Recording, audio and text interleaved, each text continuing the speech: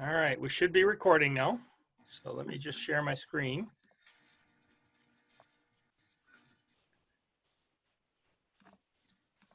Can everybody hear me okay?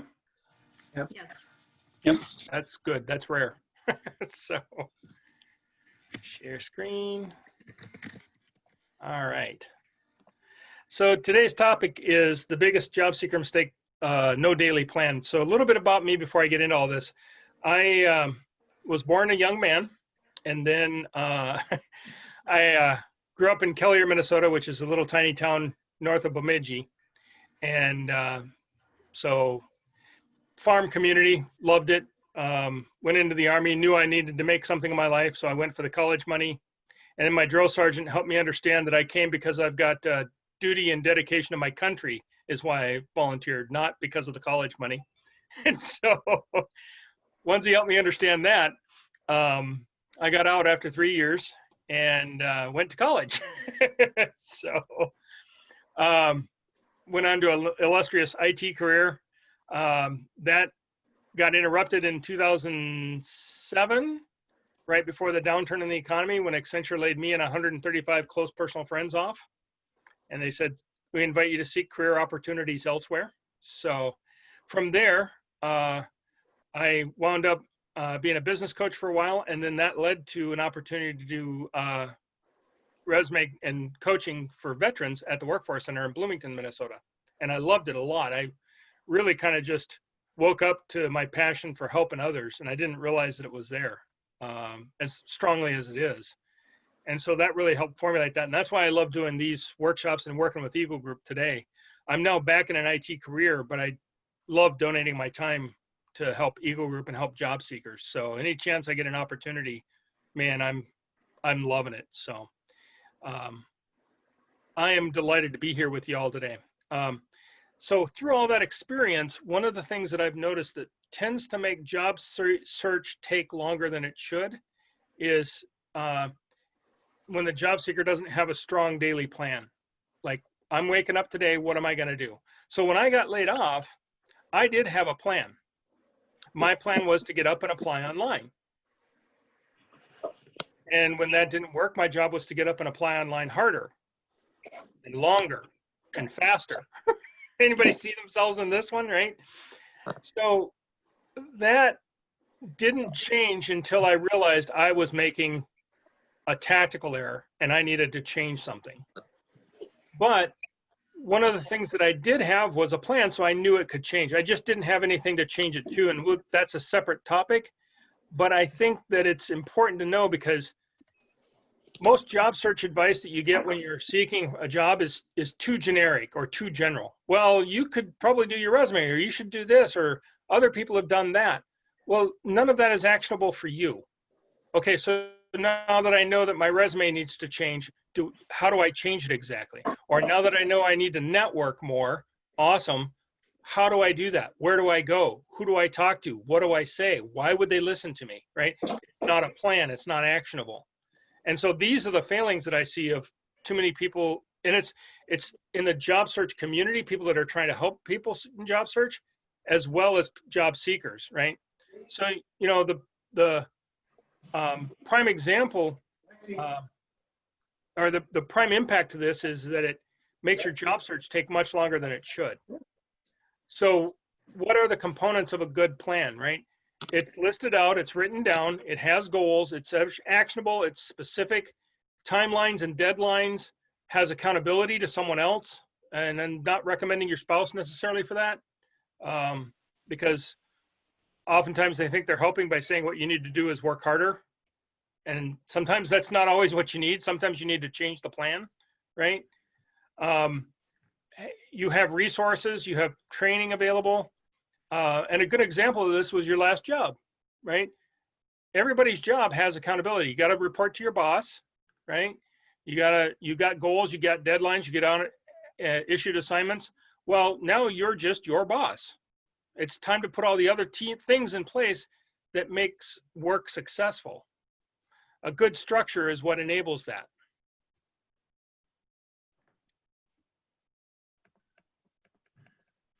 So I have some ideas as to why this is. right? My thoughts are that nobody's been in the job of job search before. So how do you know how to do a job correctly if you've never been given a job description or a plan or whatever, right? And so all the advice that you get doesn't have a structure to go into. Somebody gives you a good website to go to. Oh, I didn't bring a pen and paper. Where do I write that down, right? Or somebody introduces you to somebody. What's the introduction template email that the customary template that you use, right? So I want to open it up at this point. What are some thoughts that you've seen why others go into a job search without a plan?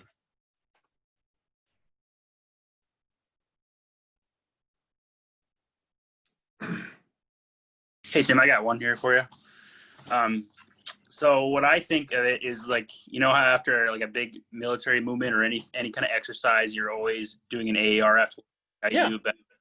Well, the thing is, once you get a job, you don't really care about the process anymore. You have the job, you've done your part, and you're moving on. And I think that's where a lot of, like, unless you're willing to come back to that circle to help somebody out, to show them the process that you did, a lot of that information and that the way it works got lost along the way. Yeah, that's insightful. Thanks, Nick. I appreciate that. Other thoughts? Yeah, hey, I'll throw in my 2 cents here. I'm having a real hard time trying to figure out what it is I want to do. So, create Okay. a plan with the end objective in mind. I'm not sure what the end objective is. I can think of a half a dozen different careers that I think I might be good at and might enjoy. I just don't know which one of those I should be focusing on and focus my planning on. You know what? I'm going to write that down because that's really good. I'm going to write the other one down too. Done with process. Nick. And no end goal. No end goal or no end state? End goal, right? Right. The end goal lacks specifics. So Okay. I don't know which way to go here, which avenue to go down, and I can't do all of them. Yep. So, I like Alan, Yeah. yeah, I'll talk to my clients quite often about, Yeah. kind of in the same vein. It's, but I look at it a little more overarching. Like, what do you believe in? What do you want? You get some people. I get a lot of veterans. Oh, I just want to help veterans. And so it's like, okay, well, describe how you want to help veterans. And So not then, clarity, well, not specific. Well, what I do is I start off with a kind of overarching belief, and then I find jobs that are going to be pillars to support that belief. I love that. And so what you do is you kind of go with that, and then they may narrow it down to a group of areas, but will they be happy with any of those group of areas? Yep. Because I get like veterans, I want to help veterans. Well, do you want to do like I do and case manage or interact? Or can you be an IT professional working for the VA or a nonprofit or something?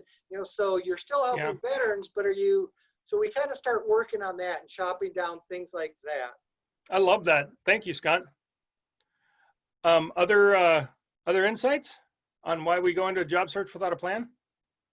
Alan, it's Renee. I think a lot of people, probably not so much very recently, but over 20 years that I've been helping people, a lot of people never had to look for a job before.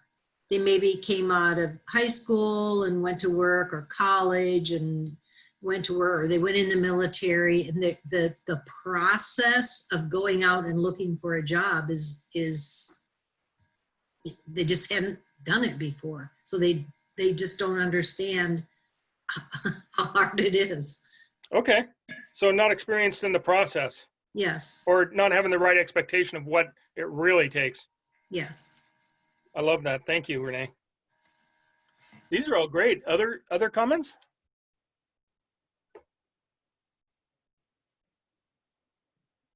Cool. All right. Well, if not, I will move forward to the next part of it, what I believe a good plan looks like. So I don't know if you can see this. I'm going to try to zoom in a little bit so you can see it a little bit better. Oops. That looks good. Is that more visible for everybody? Yes. Okay, so what this is this is what I call a default calendar. So the idea being here is these are all the tasks that you have to do on a daily basis or weekly basis to get a job. Now, this isn't the planning piece of it, right? And we'll go into this in depth in a minute. But if you just take a look here, right, it's designed to give you the bulk hours of, 8 to 4 for interacting with people. And then all the other work that has to be done, like researching companies or applying or, whatever, are all outside of those hours. And that could be up, in the morning or the evening, whichever works. It's not that this isn't prescribed. It's the default. So what happens is if you look over your day, right, and you say, I really have nothing to do. I should do something. What should I do? Well, you can look at your default calendar and know that, well, it's 11:30. I should probably check email. And the reason why it's so limited is because you don't want email to be a distraction of your day and suck all your time away. You want to focus and say, okay, I've checked email. It's now time for lunch and I'm done, right? And so the idea being time boxing or focusing in. And then over on the Friday, right, we have checking in with your accountability coach, right? Applying for unemployment, right? Reviewing your weekly metrics.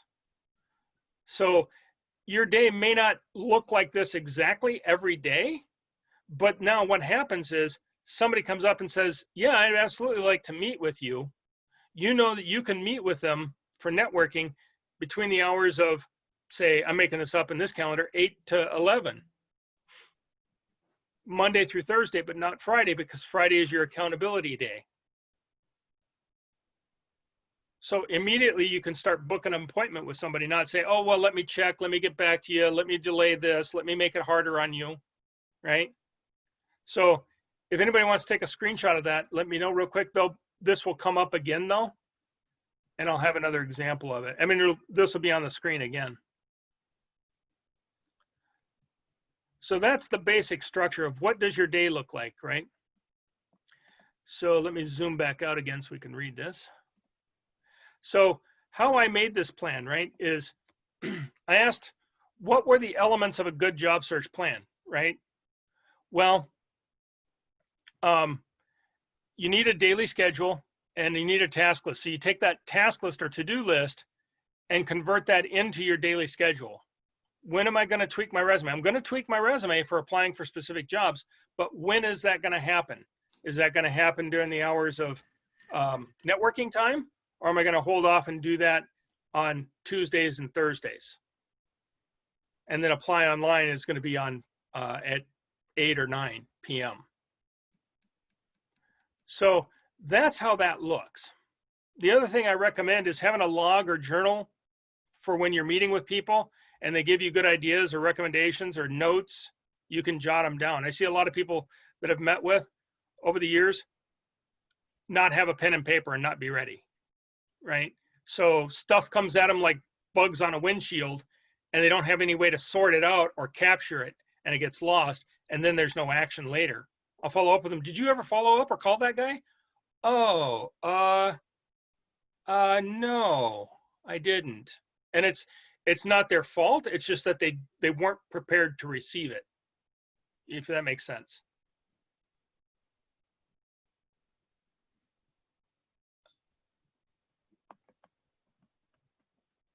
So I say there's really two phases of job search. One is preparation and the other is action. And the preparations phase is, this is where you apply for unemployment, you start that process. Maybe you talk to your vet rep at the workforce center. Maybe you get on the dislocated worker program. You start taking advantage of resources. Maybe you attend some workshops and classes. You might do a career planning assessment, make your resume, right? These are all preparation steps, right? Maybe you're practicing now, practicing networking and interviewing, reading the 20-minute networking meeting book. These are all preparation phases. You're not going to go back every week and read the 20-minute networking meeting book, so that's not going to show up in your default calendar, right? So the default calendar is not this stuff. The other thing is what's going to be your strategy that's going to work for you? Are you going to cold call? Are you going to aggressively network? Are you going to email only? Are you going to apply online only, right? What is your strategy going to be? Because how are you going to know when that strategy is no longer working and you need to change it versus changing your process? Because for me, I applied online only. And I can tell you for a certainty that doesn't work because I tried it as hard as I possibly could. Right? I was up in the 8 a.m. crack of 8 a.m. in my underwear on my computer going at it.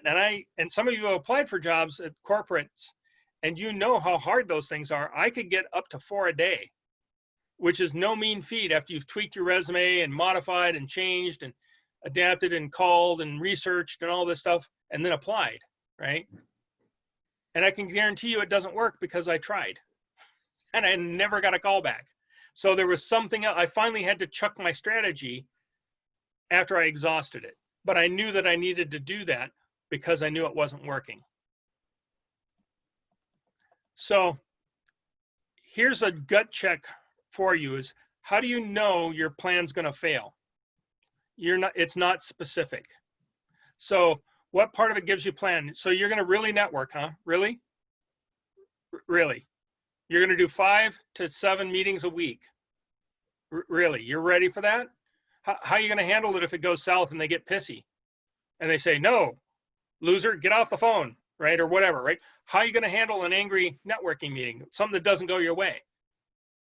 Are you prepared for networking, right? Or maybe it's cold calling, or maybe it's, whatever, right? Are you prepared for handling rejection? Interviews, how do you negotiate your salary? What are you going to say when they say, do you have any questions for me? No, I think you explained your job great. Oh, awesome. So you're not ready for interviews, right? You don't know how to handle the contingencies.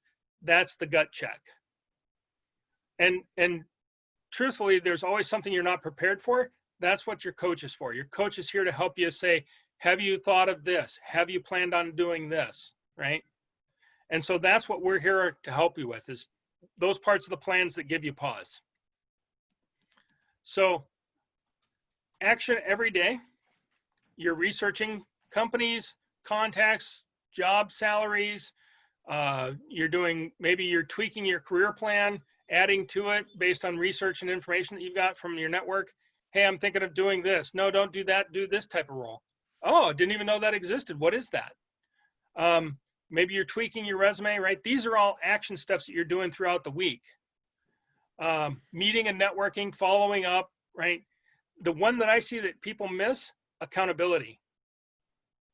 So I'll meet and help somebody, and I'm sure a lot of the other coaches experience this too. That was awesome, awesome, great. Thank you for your help. Great, thank you. Okay, and then I never hear from you again. Did it work? Did you get the job? Did you fail and bomb the interview? I have no idea. You never called me back. How'd it go? Right? And then I call him and it's like, who are you? I'm the guy that was trying to help you out. Right? So one thing that I'm going to recommend is you build into your strategy and your plan is, who are you accountable to following up with each week that can continue to help you coach and tweak, right? That's a part of what this meeting is for. Show up and report back the accountability so that we know what advice may need to change or what strategy may need to change. These are all folks that have been through it. They really want to help. So the guides for the plan of structuring it, right, is prime time is working hours, right? That's time to engage others. After hours is time for solo research and applying. And these items are time boxed, right? You notice email isn't checked throughout the day. And the reason for that is because, and this is, I guess maybe this is just for me, right? I see email as a distraction.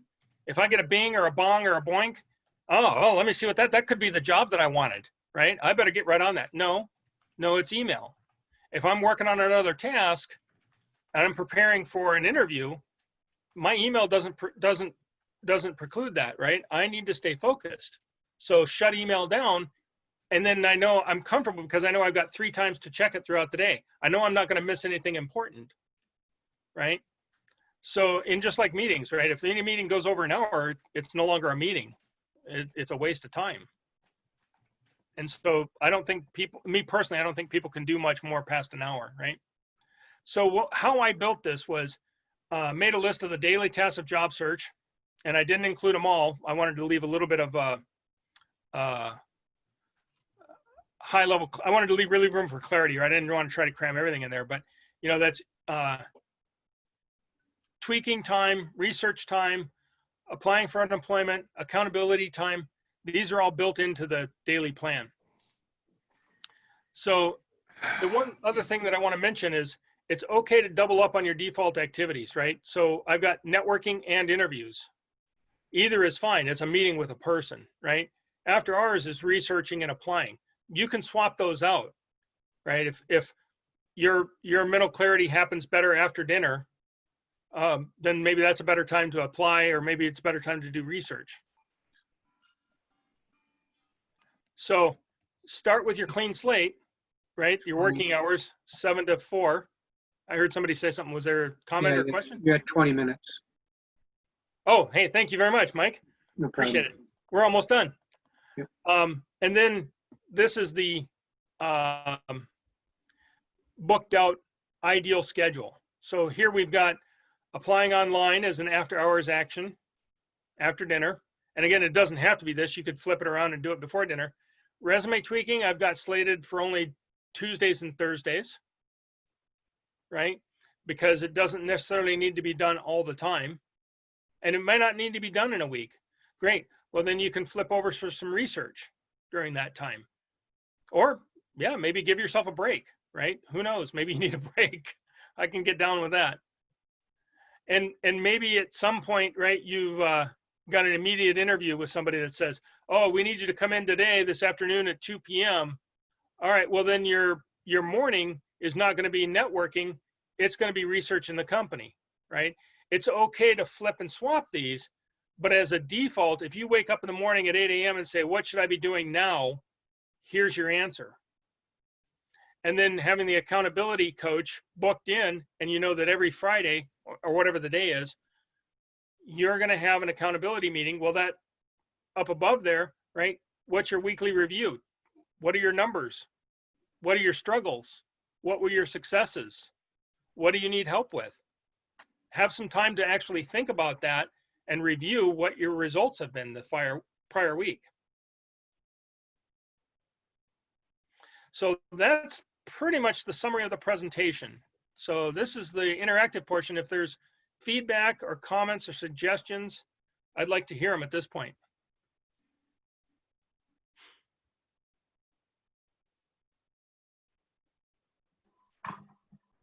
You know, Alan, I think it's valuable that you have those blocked times out.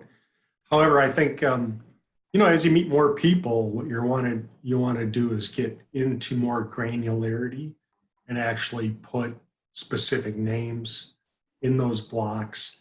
And, you know, if you're looking at a 20-minute to 30-minute meeting with them, you're going to want some time afterward to recap what you did and input that in your tracking system so that you have some way to follow up. Thanks, Patrick. I think you're right on that you need after action review time, and I didn't book that in there. So thank you for that. I appreciate that. One thing that I do want to make clear based on Patrick's comments is these are times when you book, these are time slots that you book over. So if you have a networking meeting or an interview meeting, it goes in the red spots, right? You book over that time for that day. These are not blocked off. These are reserved times where you put specific meetings in.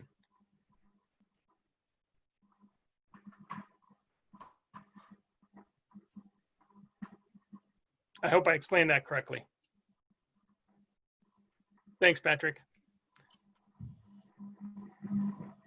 So comments about how this worked for you? Go ahead. This is Gavin here. I was just thinking about how this is a really smart way to plan your day, because it would help you sort of transition into a job because you already have this schedule for yourself. And then ultimately, it means that you never stop networking because it leaves the door open for helping other people who are on the job hunt. Maybe they're not. And maybe that's also a question is how far down the networking road do you go once you get a position? That's great insight. My personal strategy for networking is never stop networking, right? So I'm kind of like a sales mercenary person in that regard. Is I'm willing to talk to anyone. just for the sake of, because I never know what value that's going to bring to me and vice versa, what value I can bring to them. But I think my calendar personally has switched. I don't network in the work time, right? That's work time. I'll usually network after hours now. So it did flip. But yeah, I appreciate the fact that I do keep networking, like you said. So thank you. Chad, you look puzzled. No, not puzzled. I think this is exactly what I needed to hear today, because last week I kind of ran into a chaos wall almost. I mean, the first couple weeks of my job searching and preparation was, I had quite a few calls, had some great networking calls, got lots of information, and I didn't know what to do with it in the way that it kind of overwhelmed me a little bit. And I realized I wasn't planning like this. I was trying to go off the cuff a little bit too much. And, this is kind of, last week ended on a good note with a good day. And this is kind of helping me narrow that focus even more than I started last week. So no, I think this was great. Exactly what I needed. Awesome. Thank you. Alan, I'd like to say too, it's good that you have it laid out like that, because what we find with a lot of job seekers is they just burn themselves out. They just fry their brains because they're like, I got to put in 50 applications today. Yeah. And you're not putting in good resumes or good applications when you're doing this. You got to be a little more thoughtful, do it with intent. Derek Williams from the VA, I don't know how many of you are familiar with him. He's got a great story. When he got out of the Army, he just shotgunned out these applications all over, and he got a phone call from somebody. They didn't identify themselves. They're just, oh, is this Derek? Oh, we'd like to set up a interview with you Tuesday at 9 o'clock. And he said, sure, I'll see you Tuesday at 9 o'clock. Hung up the phone. Well, he didn't have, caller ID, so he had no idea, who had called him, where he was supposed to be, what the job was he was, supposed to be interviewing for. And so, it's that, we try and talk with our clients is, try and calm things down, do things with intent. Because that's part of, when they talk about it's easier to get a job when you've got a job. Well, part of that is because you're not desperate. You don't feel that crunch. And you don't, even if you don't think you're displaying it quite often, you're displaying it. So this does the same thing. It puts you back into everything's controlled. You're doing things with intent. You know where you're going. And I think it shows, on the backside. Thank you very much, Ken. Other comments about how you can make this useful for your own job search? One thing, this is Mike, I know you're saying, the networking meetings and all that too, but it's also you're doing the research and the prepping for the networking meeting, just because you never know when they're going to call you, or you send a request out for a networking meeting and they come back right away and you haven't done any research yet. So you might want to pattern that a little different too, where you do the research before you send that out. That's a great point. And one of the things that I find is researchitis, right? I'm getting interested in what I'm doing, and I just keep going and going and going. And it's like, I didn't know anything about this, right? And it's like, you look up and then suddenly it's 2 hours later and you're like, whoa, I think I over-researched, right? And then you sit there and wonder, well, what did I really learn? What do I got that I can use? I think that's kind of the thing is, if you time box it, right, you've got a little more focus as to what you're actually what value you're trying to get out of it.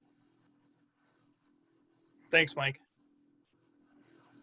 Alan. Yeah. I wonder where should folks schedule in their regular meetings for networking or group support, like Eagle Group, or maybe there's another job group that they want to attend regularly. Oh, yeah, like Crossroads or something like that. So that's great. I appreciate that question. I didn't do that in here. In that case, what I would recommend doing is, so you book those things in first, right? Sort of like this weekly accountability meeting and results review. These these regular weekly meetings that you have with clubs or groups that you find a lot of value out of would get booked first, and then you'd block around them. So then everything else becomes default, if you will, right? So let's say Wooddale Church meets I don't know when they meet anymore, but meets every Tuesday from 7 to 8 or 9. Well, that would be booked right here. This would not be networking time, right, or interviewing time. So you would never be able to schedule generally an interview for that unless they're like, yeah, that's the only day we've got. So then you can say, like say somebody wanted to interview you. Yeah, I get most of the times you'd say, yeah, whenever it's at your convenience. But if you say, yeah, I prefer to have Wednesday or Thursday, right? Normally they're going to give you an option. That keeps your time clear for your regular meeting and you don't miss out on the value that you normally get. Did that help explain it, Michelle? It sure does. I wondered if folks can still count that if there's a networking component to it. Can Yeah. they still count that as networking when they're kind of keeping Absolutely. track of that? The only thing, I might call it something different if there's not a lot of interactivity to it. I might think of it as a different category of activity. Not that it's any less valuable, right? That could be learning, right? Or maybe it's research, it's company research, right? But if it's not, I won't say necessarily interactive, but if it's not productive in giving you networking leads, maybe it's lead gen, right? Maybe that's what you call it. So, but yeah, it's an important critical part of your job search on a recurring basis.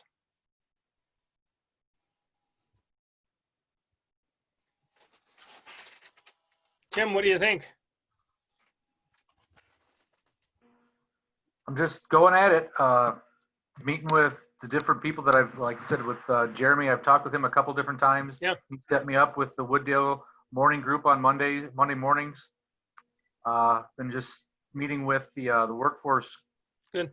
Coordinator, and he's been kind of giving me some tips and some leads on some couple of jobs. I got an Okay. interview in the morning tomorrow, so Well, that's good news. Congratulations. Interviews are always great. yeah. Do you think something like this default calendar could help your job search?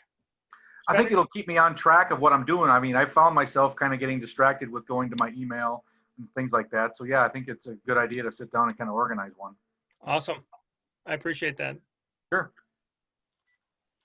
So other feedback or comments or thoughts about how well this would work for you personally, or other comments, things I didn't cover quite well? Cool. Well, that's basically the sum of my presentation that I found. The number one mistake job seekers make is not having a plan and a strategy. And so I wanted to share that with you because I want you guys to get off on the right foot and not have to struggle with, 6 months from now, how you doing? It's not working. Okay, what now? Right? Why isn't it working? I don't know. I didn't keep any numbers. Well, who are you accountable to? Nobody. These are the things that I think really can help crystallize your job search and make it more like a job and less like a